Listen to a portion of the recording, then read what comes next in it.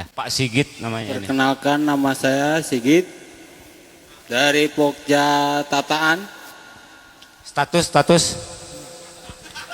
Hei, gini Mas, untuk menentukan cabang pertama pada pohon formal dan informal, apa kita harus sejajar dengan kaki gajah utama atau berlawanan? Mohon dijelaskan.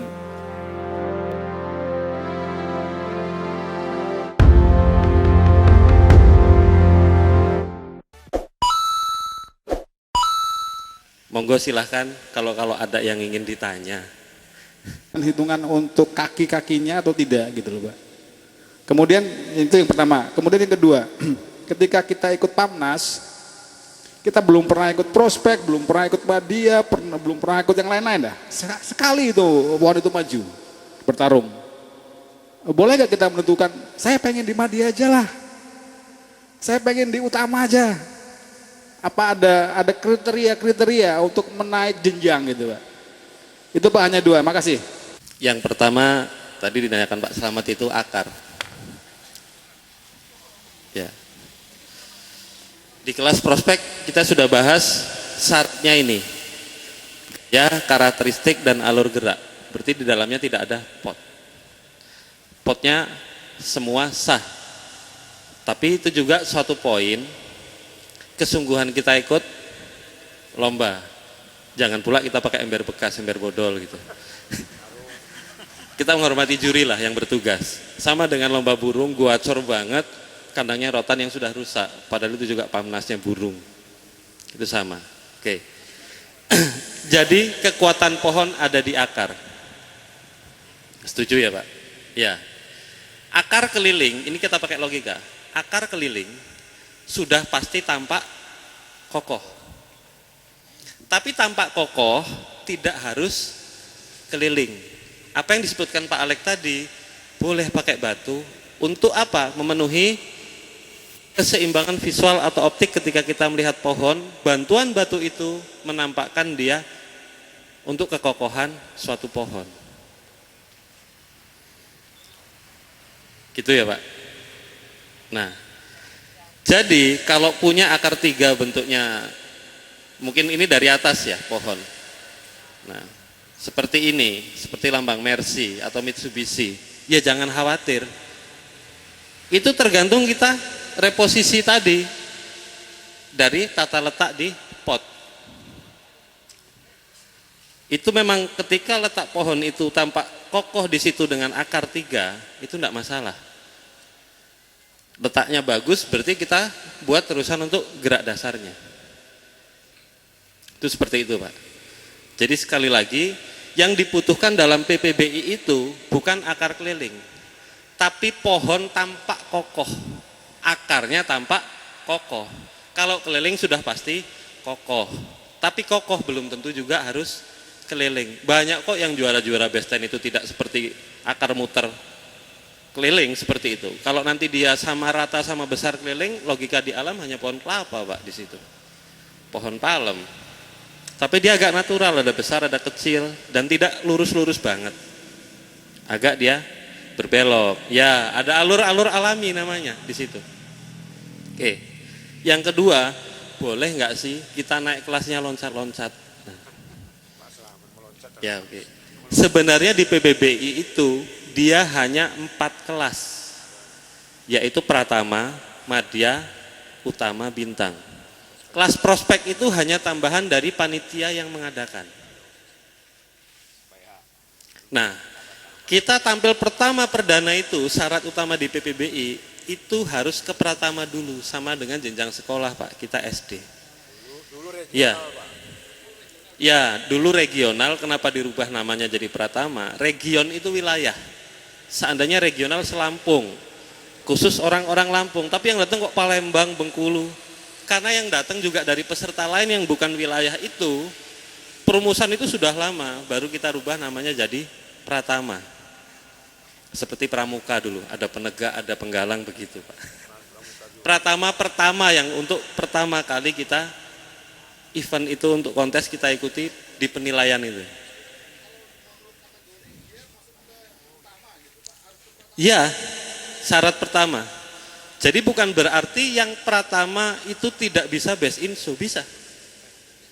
Bisa, sering kelas regional atau pratama itu kok bisa ngalahkan kelas utama.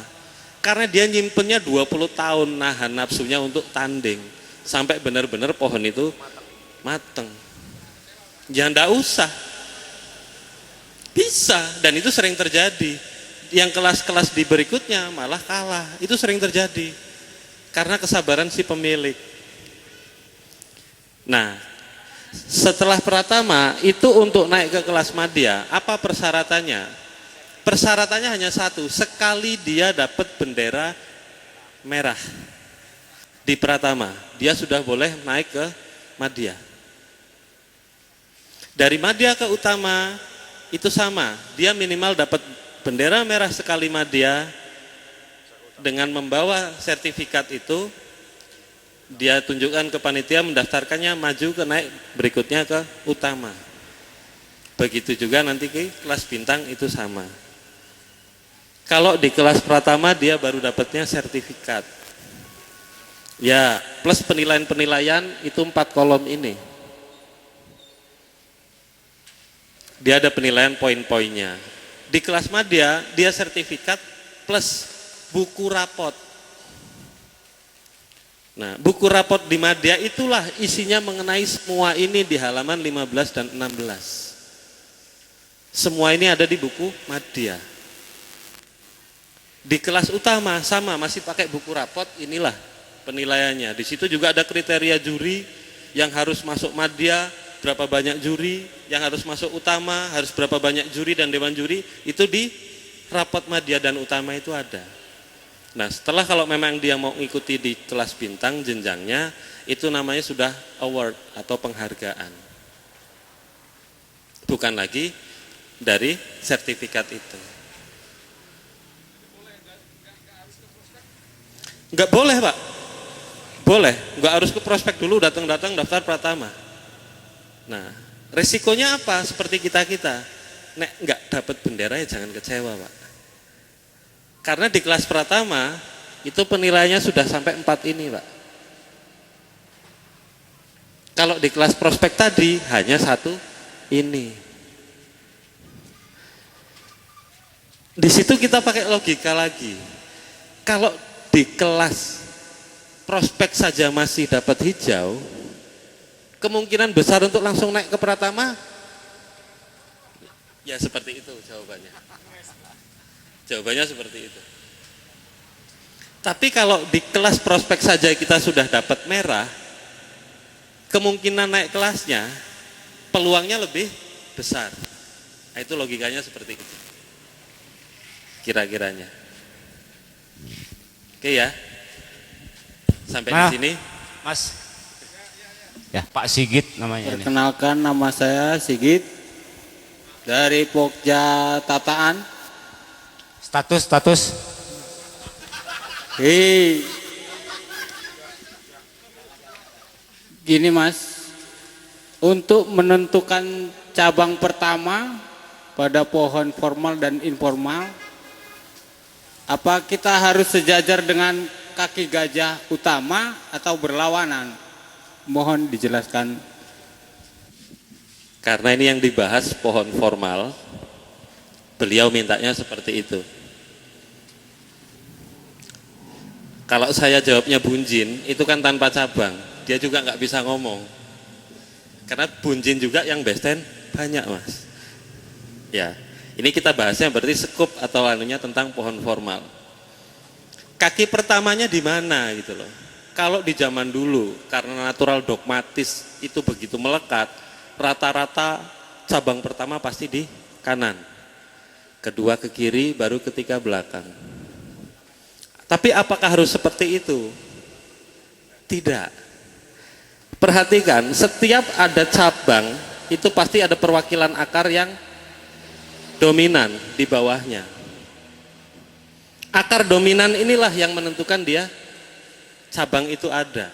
Kalau ada akar dominan kok cabangnya diperenggel, ini sudah fatal. Contoh kecil, silahkan dilihat setiap ada cabang besar pasti ada perwakilan akar besar di bawahnya. Kok ini ada cabang, kok akarnya malah dibuang, ya itu juga fatal. Karena apa? Realita alam ini yang kita gunakan lagi. Itu ketika kita mau merenggal, periksa dulu akarnya, alurnya kemana. Saat itu dipotong, dia tidak tumbuh, mungkin tidak apa-apa, Pak. 10 tahun lagi, pohon itu mati separuh. Kejadiannya bisa seperti itu. Itu kenapa mereka yang motong-motong dahan atau cabang itu sangat hati-hati, meskipun kecil dia tetap masih dihidupkan agar peluang hidupnya itu semakin panjang. Itu seperti itu. Jadi tidak masalah mau pertama dahan itu ke kiri, ke kanan, itu bebas. Kaki gajah utama, ada kaki yang besar gitu ya. Nah, ini arah tumbuhnya kemana? Jadi apa yang dimaksud Mas Sigit itu coba digambar ke depan, Mas. Gimana? Kaki gajah berarti kaki yang besar ya.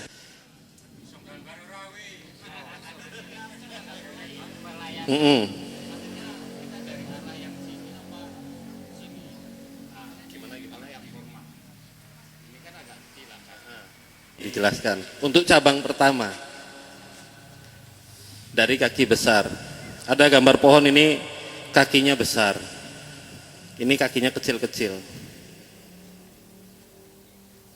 Nah, ternyata kok ini ada cabang kecil. Ini ada cabangnya dominan karena dia besar. Kok jadi seperti ini? Ini sebutannya namanya cabang pertama. Tapi kalau ini sebutannya cabang utama. Ini utama, ini yang pertama, hanya karena urutannya.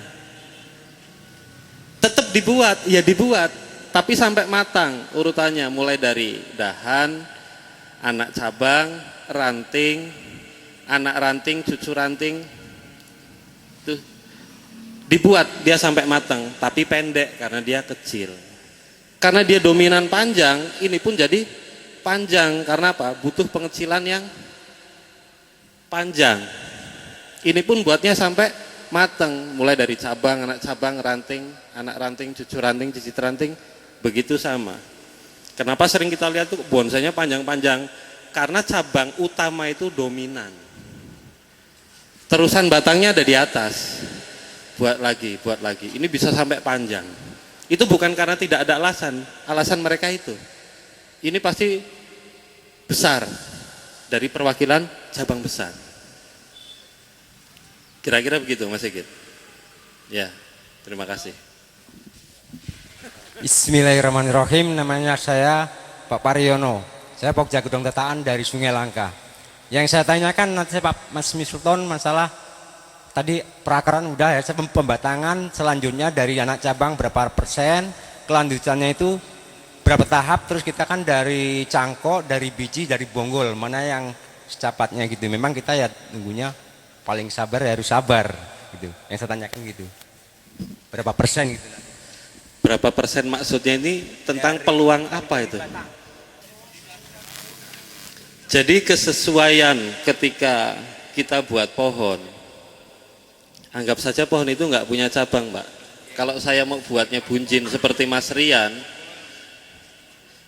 itu cabangnya di mana? Karena dia hanya di ujung.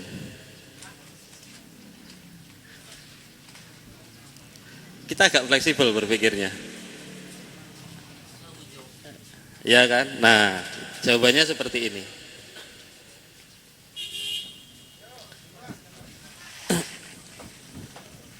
Jadi cabang itu terkadang ada yang tumbuhnya kurang sehat, dia agak kecil, ada yang besar. Nah, dari cabang ke anak cabang, kalau dia, jadi begini rumusnya. Kalau dia tumbuhnya cuma satu, kan ada nih habis diperenggel cabang tumbuhnya yang diharapkan 2, 3, ternyata cuma satu. Berarti dia minimal 2/3 dari sebelumnya. Iya, 2/3, berarti 75%. Kalau dia tumbuhnya 2, ya 50-50 Pak, 50% 50% dari sebelumnya. Dari sebelumnya dari sini Pak. Kalau dia 50% berarti kan seperti ini toh. Kalau dia 2/3 karena tumbuhnya hanya 1 atau 3/4 kan dia seperti ini. Diteruskan lagi untuk mengecilnya lagi. Sama Pak, ini buletan 1. Kita pakai logika. Dikurangi 3/4 berarti kan segini toh. Seginilah besarannya kalau dia 1. Kalau dia tumbuhnya 2, berarti 50-50 dia di sini. Kalau dia 3, kita tinggal bagi 3. Besarannya berarti segitu. Kalau dia mau dipakai 3. Karena tidak harus saya ngomong itu langsung pecah 2. Iya kalau pecah. Lah nek tumbuhnya 1, kadang juga nggak tumbuh, akhirnya dibuat keringan lagi. Ya, ya itu harus sabar Pak. Nah, di situ kita harus fleksibel. Ketika bentuknya tadinya formal, cabang pertama ke kanan, ke kiri, karena kecelakaan, mati 1 cabangnya Pak. Itu kan sudah sampai mana-mana memete itu. Itulah di situ inovasi inovatif kita itu harus berjalan. Berarti agak dimiringin pohonnya, dibuat lagi tajuk-tajuk yang baru. Berarti yang mati tadi dibuat keringan, beda dengan Pak Alek bilang pohon beringin, mati tinggal tempel. Mati tinggal tempel, akar kurang tinggal tempel. Lah ketemu kita pohon landepan ini, mati pilih nempel Pak. Seperti itu logikanya. Ya, oke terima kasih.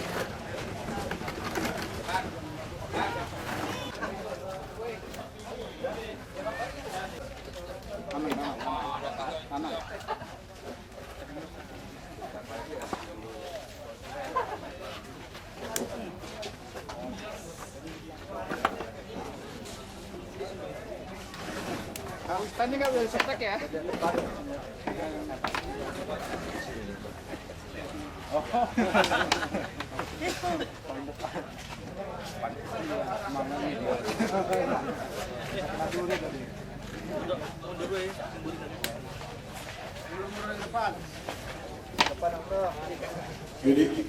Depan berdiri, yang belakang duduk.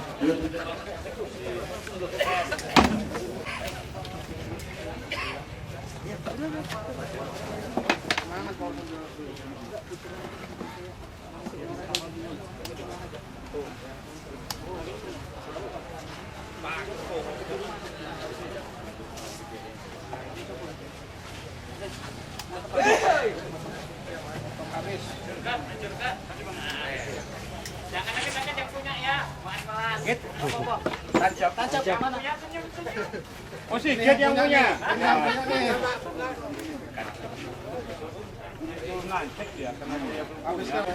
Kerjanya nggak lama kalau kenalnya besar. Habisin dia video ke.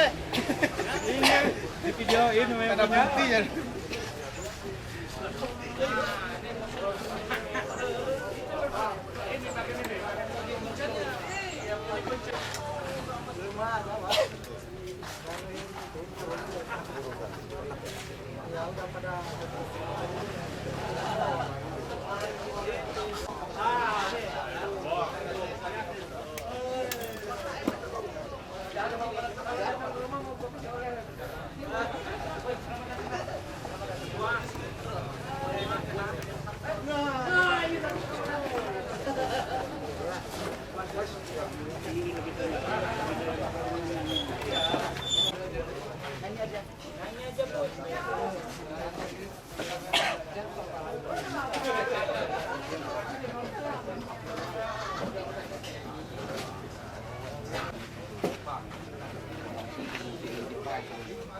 This having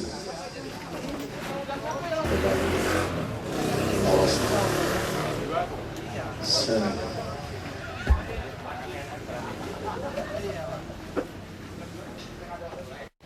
Dia kopi Pak, lagi ngopi. Ngopi udah 5 kali Pak.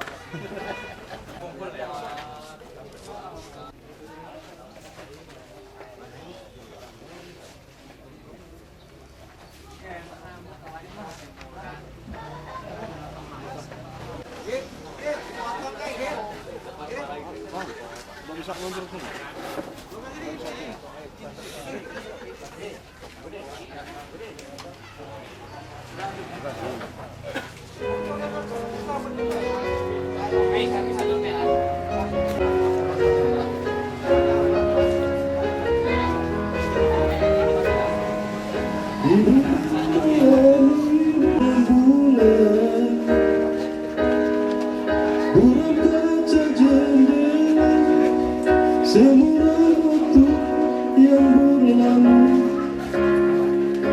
Sedang ku masih menunggu ungkapan rasa. Menghapus ludah kehidupan, dirimu di hadapanku tetaplah putih. Demi kebaik keinginan baikku menempuh jalan hidup. Ingin selalu dekatmu sepanjang hidupku, membawamu ke puncak bahagia.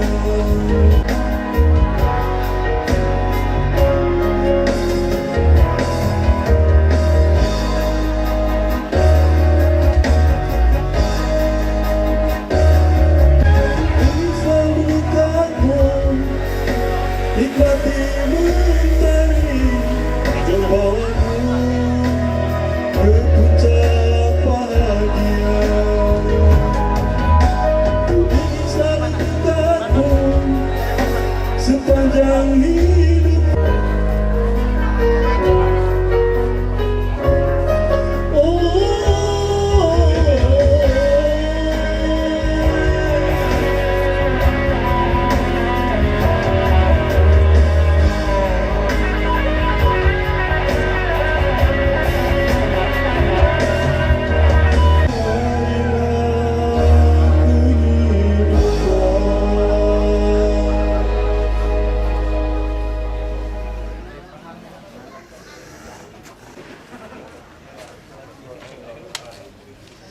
Kita coba dengan tebang-tebang lawas ya.